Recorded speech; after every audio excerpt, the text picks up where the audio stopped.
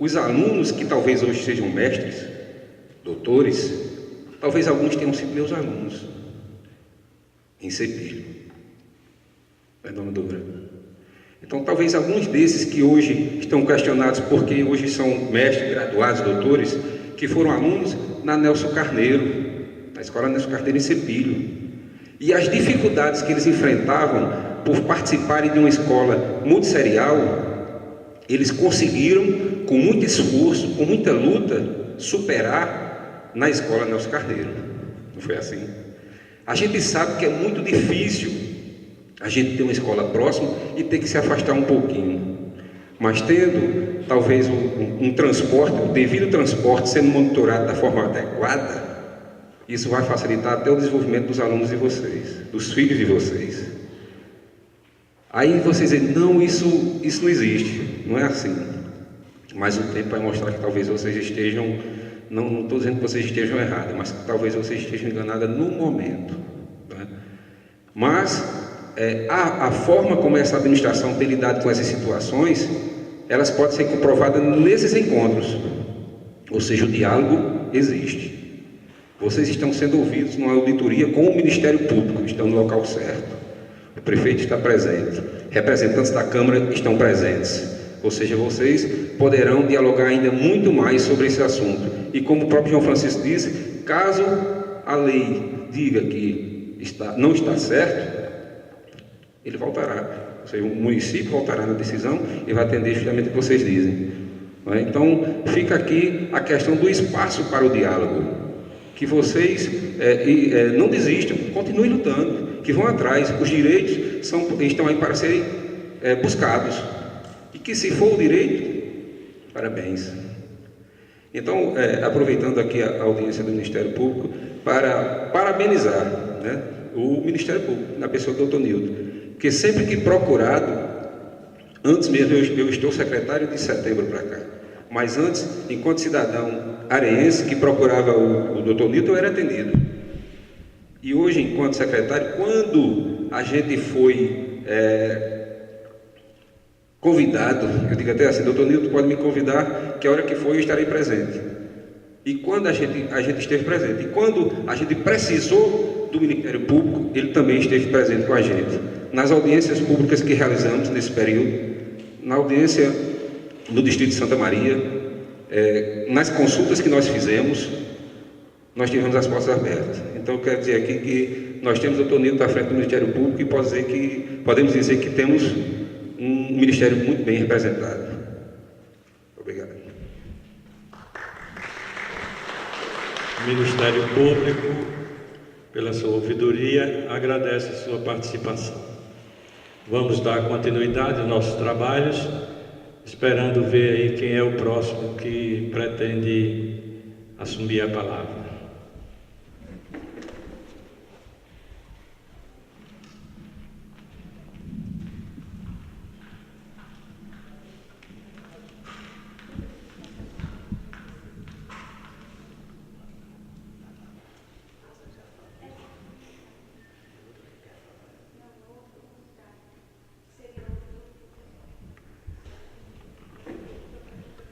Você já teve a oportunidade de se manifestar?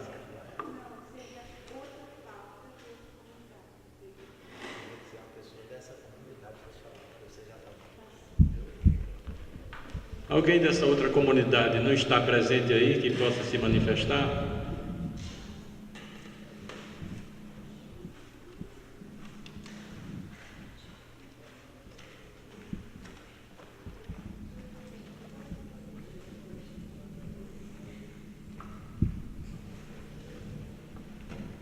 Você fala por quem?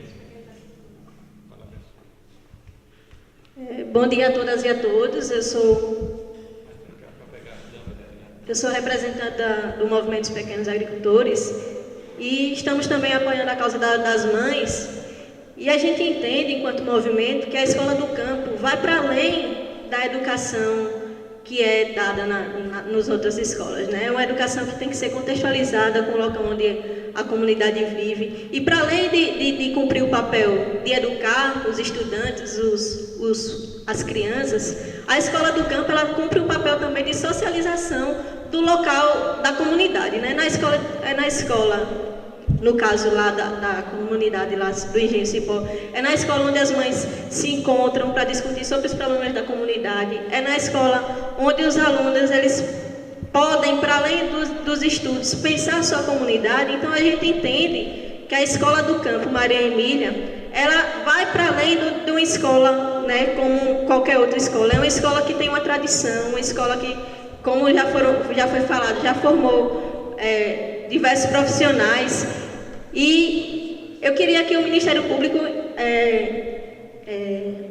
acolhesse, né, o apelo das mães de manter essa escola, né? Como eu falei, a escola cumpre um papel importante na comunidade, para além da educação, né? Um espaço de socialização onde os próprios sujeitos eles são protagonistas de suas histórias, né? Tanto as mães, a gente vê aqui, né, no momento onde o auditório está quase vazio, as mães sendo protagonistas da história da comunidade, né? Vindo, trazendo seus anseios, trazendo sua vontade de deixar a escola lá, e é amparado por lei, né? Lei que diz que as escolas do campo só podem ser fechadas se a comunidade for de acordo, e a gente observa aqui nessa plenária que a comunidade não está de acordo. Lei que fala que a escola tem que ser o mais próximo ainda da comunidade.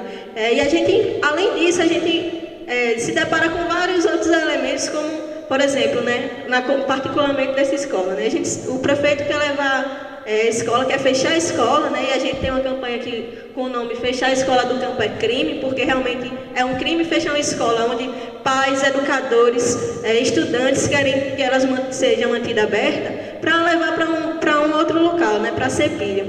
Mas, em depoimento com as mães, em conversa com as mães, né, a gente percebe que para chegar em Cepilho, a estrada não é muito boa. Então, ia atrasar totalmente o calendário dos alunos, justamente porque em período de chuva não dá para passar. Então, por que fechar a escola, ao invés de levar mais política pública, de fazer com que a escola seja uma escola de qualidade? Já é de qualidade, né? Fortalecer a qualidade da escola, fortalecer esse protagonismo que existe, né, dos pais, que são lideranças, fortalecer o protagonismo dos próprios estudantes e deixar esses alunos lá, né? A gente apela aqui ao Ministério Público, ao prefeito, que mantenha a escola e que dê qualidade, né, de ensino à comunidade lá de Engenho Cipó, né? Então é esse nosso apelo. As mães fizeram já abaixo-assinado, inclusive para deixar aqui junto com vocês, né? E a gente sabe que esse ambiente é um ambiente que não é confortável para a comunidade camponesa. É um ambiente que realmente eles se sentem envergonhados, constrangidos de chegar na frente com o microfone.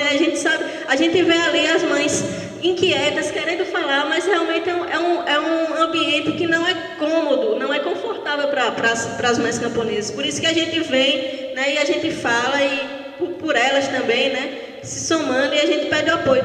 Para além da mãe, né, da ouvidoria e dos educadores que está aqui também, que possam se manifestar a favor da manutenção da escola do campo, porque fechar a escola do campo é crime, e a gente vai estar na luta aí para que essa escola não seja fechada como as demais escolas do campo que foram fechadas aqui arbitrariamente, sem que a comunidade tenha se manifestado a favor. É isso, obrigada.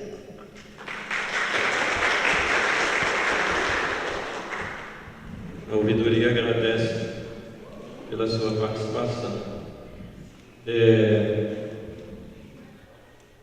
Antes de dar prosseguimento, eu queria, para efeito de eu não me esquecer daqui para lá, de dizer que a ouvidoria do Ministério Público do Estado da Paraíba, ela tem a sua existência desde o ano de 2006. Ela foi instituída por uma lei ordinária e hoje ela já está integrando o corpo da nossa lei orgânica como um órgão da administração superior do Ministério Público. A ouvidoria tem, portanto, seu ouvidor, que é escolhido por toda a classe, e a escolha recai sobre um dos 19 procuradores de justiça. O estado da Paraíba tem 19 procuradores de justiça. Então, todos os promotores escolhem o ouvidor dentre os 19 procuradores de justiça. Eu estou investido nas funções de ouvidor. Este é o meu terceiro mandato de 2 anos. E nós temos exercido esse papel, o papel de ouvir, mas ouvir com responsabilidade e com o sentido de que ouvidoria é, sobretudo, garantia no que diz respeito à participação. Não adianta você participar e ficar alguém fazendo o papel de ouvidor e fazendo o ouvido de mercador. Ouvir por ouvir. Este não é o ouvidor, isso aí é um ouvidor de faz de conta. A gente se preocupa com as manifestações que nos chegam, nós procuramos ser proativos, nós temos instituído então esse programa de audiências públicas. Nós temos também as reuniões do nosso Conselho Consultivo, que é constituído por entidades da sociedade civil, e damos expediente todos os dias em nossa sala da ouvidoria lá em João Pessoa. Nós temos vários canais pelos quais nós recebemos manifestações. As pessoas podem, de maneira presencial, comparecer à ouvidoria, pedir uma audiência para falar com o ouvidor, ou mesmo com a nossa servidora lá para fazer a sua manifestação de maneira presencial. A forma mais cômoda e bem eficiente de tratar com a ouvidoria também é através do nosso formulário eletrônico no site do Ministério Público, que é www.mppb.mp.br.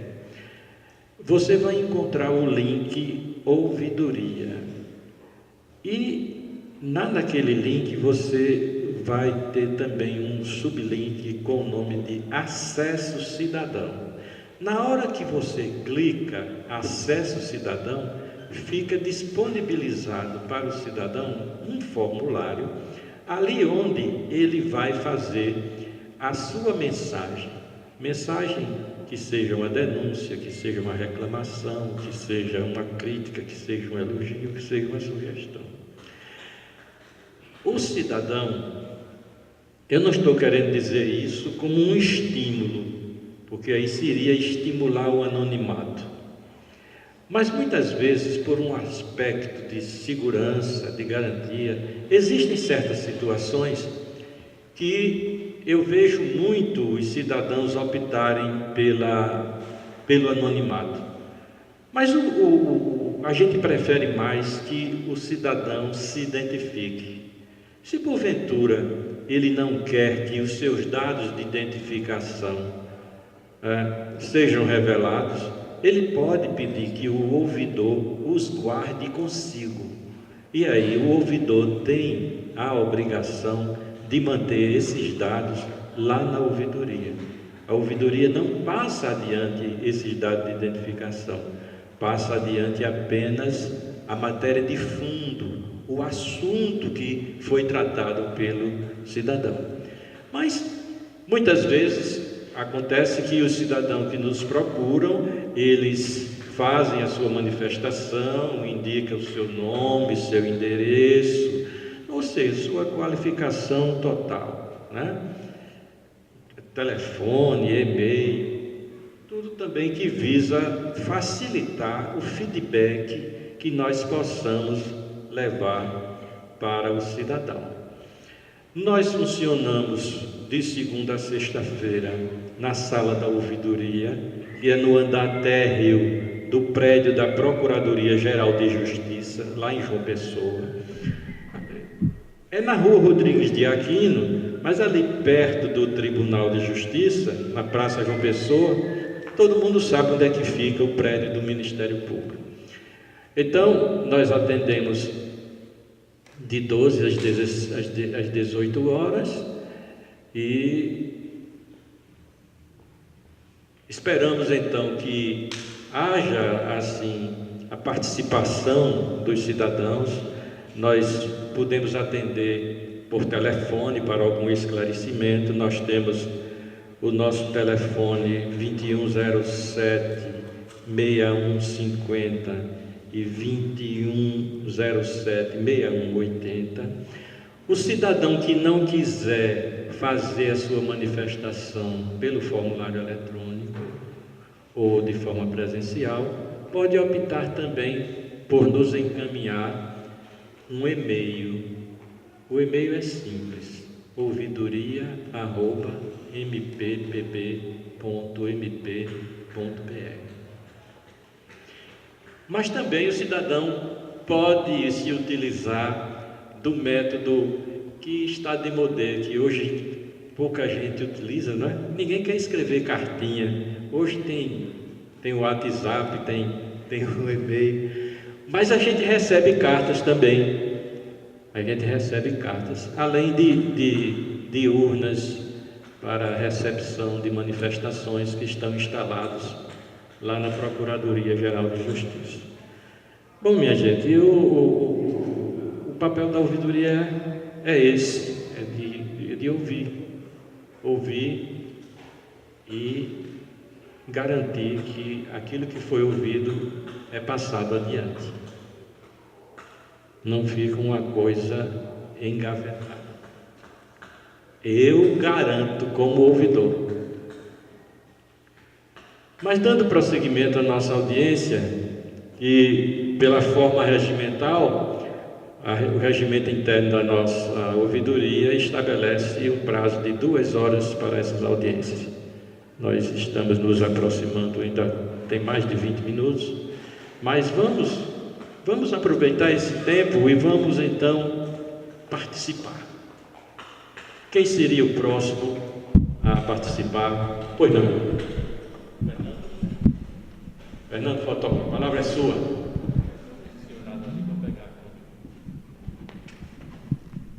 Bom dia a todos, meu nome é Fernando, fui professor há muito tempo, hoje, como o próprio nobre ouvidor disse, eu sou fotógrafo, mas já tratamos aqui de muitos assuntos importantes, fechamento de escola, segurança e outras coisas, mas tem um problema aqui em Areia que também é muito sério. É o problema dos caminhões carregados com cargas super altas que chegam ao limite de altura que é permitido por lei.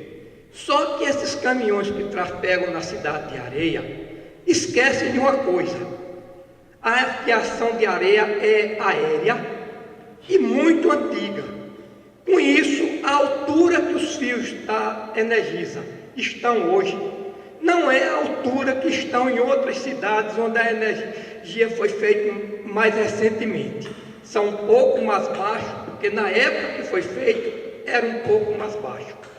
Então, eu queria perguntar ao Ministério Público o que poderia se fazer para evitar que esses caminhões passassem com essa carga tão alta ou elevassem a altura dos fios, porque é uma coisa séria. A gente que mora nas ruas principais da cidade não pode deixar nossos filhos brincar nas calçadas, com medo que na hora que um caminhão daquele vem arrancando todos os fios, um fio de eletricidade caia sobre uma pessoa ou sobre uma criança, principalmente sobre uma criança que quando vê o fio no chão corre para cima para ver o que é. Esse era o meu apelo ao Ministério Público. Muito obrigado e desculpem aí a minha fala. Nós temos que agradecer pela sua participação. Bom, a gente vive esse momento de participação. Participar no presente, no passado, no futuro, participar em todos os tempos, em todos os modos, em todas as pessoas. Eu vejo que alguém sinaliza ali que quer ter a vez. Ana Paula, por gentileza. Na sequência vem você. Ana Paula, vereadora.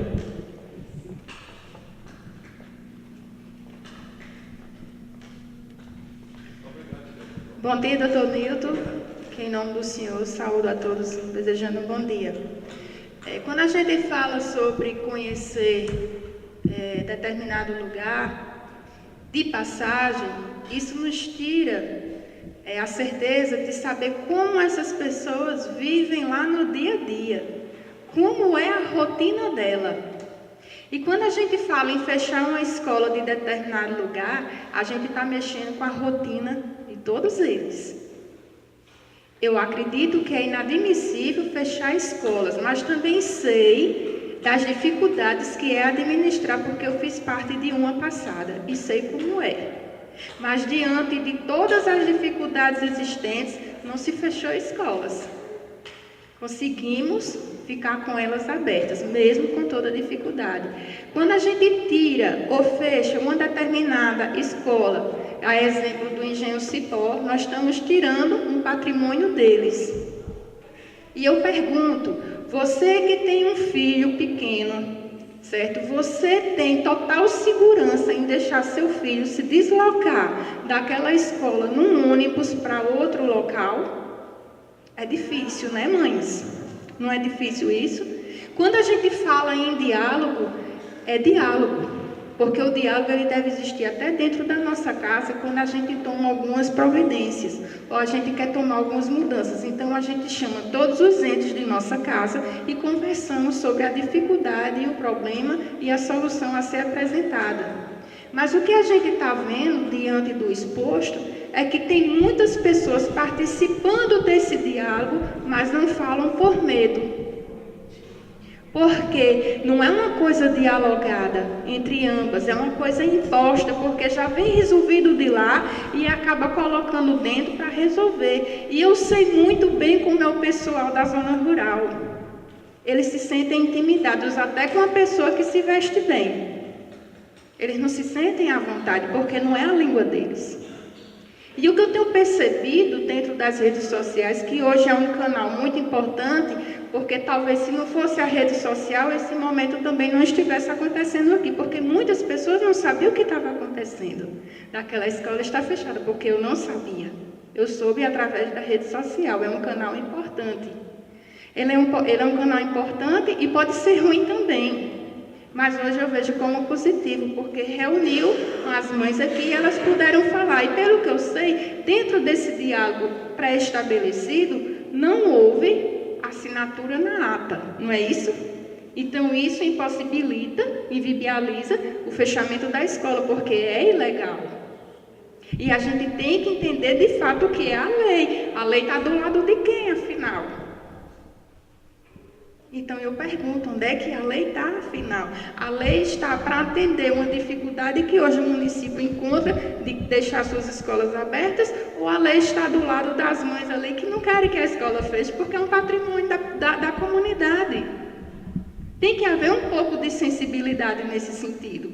Tem que ter a troca do diálogo e não da imposição, que é o que eu estou vendo. Eu estou sentindo isso, porque é o que está passando. Então eu deixo aqui apenas a minha fala nesse sentido e eu espero que haja uma certa moção e remoção nessa questão aí, de que seja revista e que essa escola não seja fechada. Até porque as escolas que estão recebendo esses alunos, elas não foram reformadas, nem estão sendo adequadas para colocar um número maior de alunos dentro delas. E eu vi isso, as salas estão abarrotadas de crianças, uma batendo na outra dentro da sala. É essa qualidade de ensino que o município quer? Eu estou errada? Se eu estiver errada, por favor, me corrija. Mas é isso. Então, eu deixo aqui minha fala e muito obrigada pelo momento.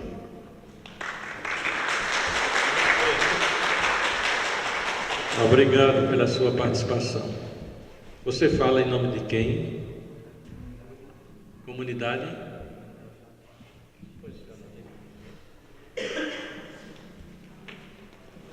Bom dia a todos, companheiros e companheiras aqui presentes. Saudar a mesa em nome dos trabalhadores e trabalhadoras rurais do campo. Tenho certeza que a educação do campo também é essencial para o crescimento da juventude camponesa.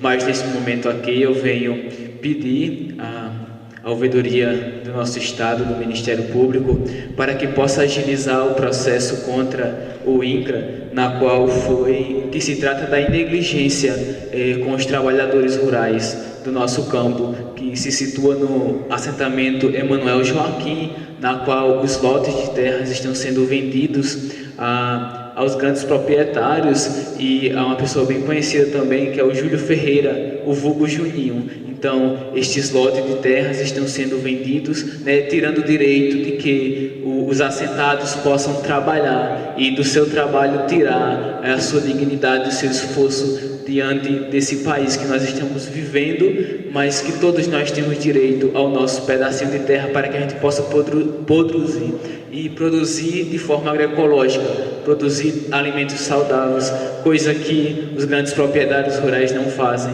Então fica aqui o meu apelo à Procuradoria-Geral, à ouvidoria, para que possa encaminhar e agilizar o processo contra o INCRA. Eu agradeço e também em defesa das mulheres e homens do campo que querem que seus filhos estejam uma escola digna, e uma escola digna é uma escola adaptada para a realidade do campo.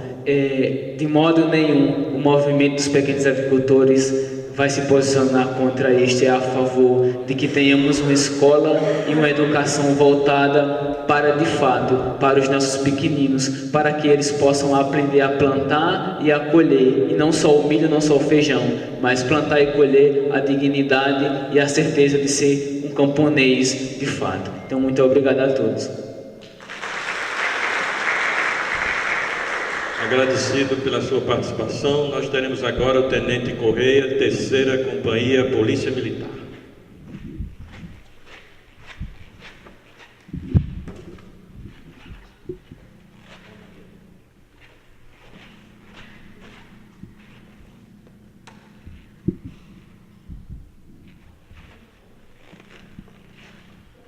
Bom dia a todos os presentes, doutor Duriel, doutor Nilton.